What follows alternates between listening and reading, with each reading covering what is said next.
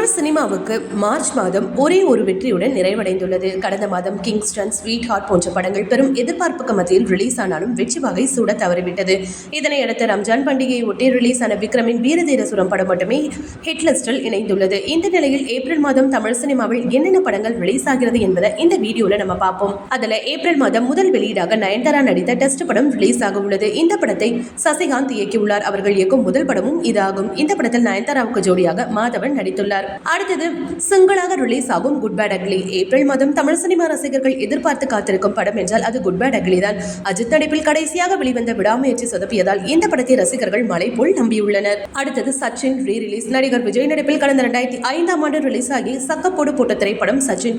இந்த படம் வெளியாகி 20 ஆண்டுகள் நிறைவடைந்து உள்ளதை கொண்டாடும் விதமாக சச்சின் படத்தை வருகிற ஏப்ரல் 18ஆம் தேதி ரீ ரிலீஸ் செய்ய உள்ளனர். அடுத்தது சுந்தர் சி வடிவேலு நடித்த கேங்கர்ஸ். ஏப்ரல் மாதம் கோடை விடுமுறை ஸ்டார்ட் ஆகி உள்ளதால் குடும்பங்களை கவரும் வகையில் ஒரு நகைச்சுவை படமாக உருவாகியுள்ளது கேங்கர்ஸ். இந்த படத்தை சுந்தர் சி இயக்கியுள்ளார். இந்த படத்தில் வடிவேலுவும் முக்கிய கதாபாத்திரத்தில் நடித்துள்ளார். ஓகே வியூவர்ஸ், இது போல சினிமா செய்திகளை நீங்கள் பார்க்க மறக்காம சினி டைம்ஸ் சேனலை சப்ஸ்கிரைப் பண்ணுங்க.